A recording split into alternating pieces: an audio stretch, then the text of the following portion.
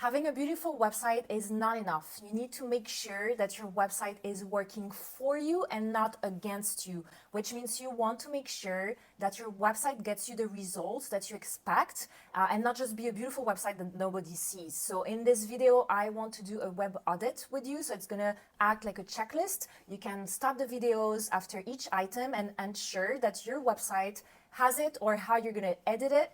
Either way, I hope this video helps you get more inquiries, and not just inquiries, but inquiries from your ideal clients. Are you ready? Let's go.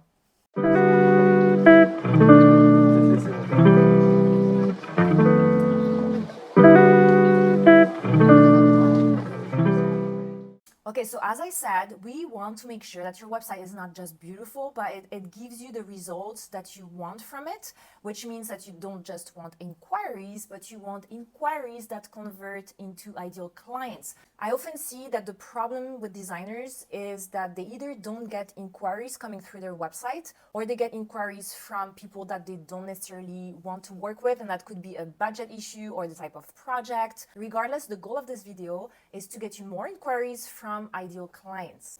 These are some of the tips that the web designers on my team swear by. I hope it will be helpful. If you want more help with your website, remember that we do have a branding and web design package that we offer exclusively to interior designers. So we take care of your branding, your website design, and your copywriting. The copywriting is your messaging, which is really, really important. I'm going to get into it a little bit in this video. But if you want more details about the service, I will link it down below in the description. So have a look, and if you have questions, just leave me a comment. Okay, let's get into the first point. You need high quality photos. Having high quality photos is not a nice to have, it's a must have. I see a lot of websites that have blurry photos, dark photos, low resolution photos, and it's just not appealing. It doesn't make people want to work with you because the projects don't look nice. If you don't have the budget for someone to photograph the space professionally, it's fine if you can take the photos yourself. You can just use your phone. You don't need like a professional camera. If you are doing e-design and the project is actually very far away and you need to have the client get you photos, in some cases, it's going to be really difficult to complain to that client that the photos are low resolution. So what you can try to do is include 3D rendering as part of a marketing technique to showcase the project. There are two ways to do that. You could either include 3D renders into your fees, so the client pays for it, or you invest in 3D renders yourself. If you know you're not going to get good quality photos, I highly recommend that you consider investing into 3D renders, because photorealistic renders will look amazing on your website if you can have good quality photos, and it will help you get more clients. Number 2, less is more. White space is going to make you look more high-end, and not just that, but when you put white space around important information or photos, it makes them stand out. When you overload your website with information or photos, it makes people overwhelmed because there's too much to look at. They're not going to read the information, and they're probably just going to feel like it's too busy. So you want to declutter your website to make the important information and photos stand out. Number 3, make it easy. You do need to have CTAs, calls to action, or buttons. Some of my clients don't like the idea of having buttons throughout their website because they feel like it makes them look desperate. It's not the case. If you are making it hard for people to get in touch with you, they're not going to look through half of your website to look for the information. People have an attention span that is very short. If they don't find the way to reach out to you very quickly, they will just leave your website. So simplify their lives. Add a few CTAs. I'm not saying to have 10 CTAs on the homepage, but 2 or 3 buttons, calls to action, that will most likely lead to the contact form is going to be helpful, and it's going to help you get more inquiries. Number 4, get what you need. Sometimes the contact forms don't have a lot of questions, and as a result, you get on discovery calls with a lot of people who don't match your ideal client profile.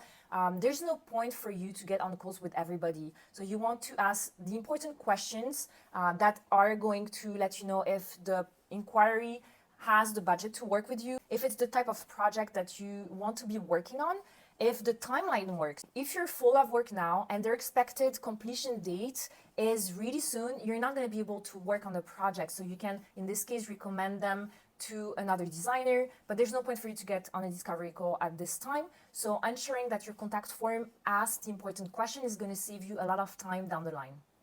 Number 5, you want to build relationships. If you don't have an email list, I highly recommend that you start one today.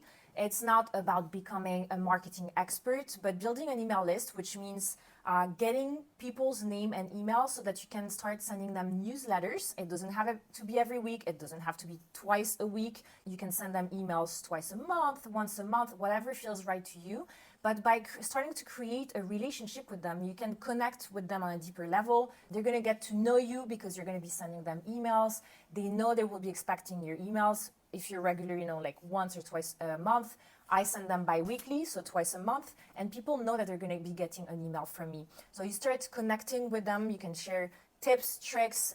Providing free value is really helpful because you're showing that you are interested in helping them, but it also positions you as an expert in your field. So it shows them that you have the skills to help them with their project.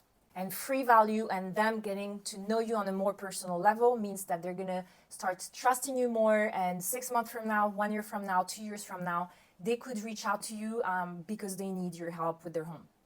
It's actually happened to me many times that people are not yet ready to work with me when they look at my website, but because they joined the newsletter, 6 months, 1 year, 2 years from the moment that they joined, they now have enough work that they can delegate and then just reach out because they remember me from the newsletters. Number 6, be clear.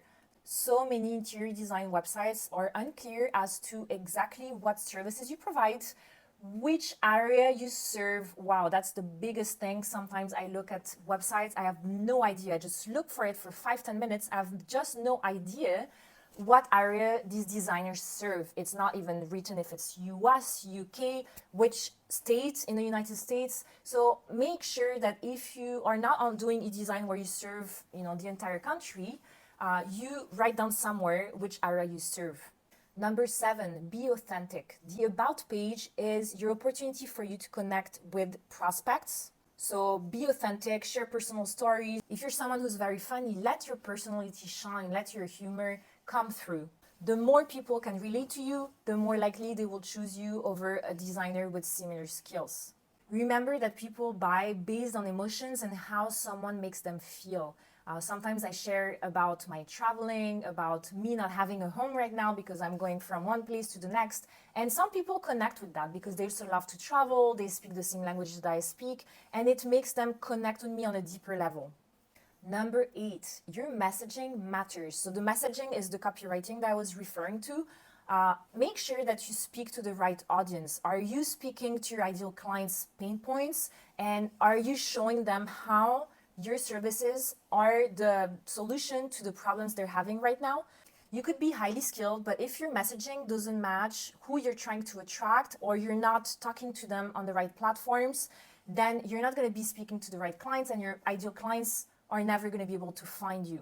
So for example, if I do a lot of content on Instagram, and that's where people can get on my website and get more information, I want to make sure that the people on Instagram are my ideal clients. If I'm on Instagram, but my ideal clients are on LinkedIn, it means that they're never going to find my content on Instagram, and as a result, they're also not going to be finding my website. So make sure that you are hanging out where your ideal clients are hanging out, that your website messaging is spot on when it comes to showing them, so relating to their pain points, their problems, and showing them how you can help them solve their problems. Okay, are you done with your audit? I hope that you were able to pause the video, check your website thoroughly, make the edits that you needed. If you do need additional help, as I said, we have a service where we can take that over for you and work with you to ensure that it targets the right clients and you get more inquiries and the website is working for you and not against you. So I'll link it down below if you want to check it out. You can also download our investment guide. It has a lot more in-depth information. And if you have questions, just drop me a comment down below. I'll see you in the next video.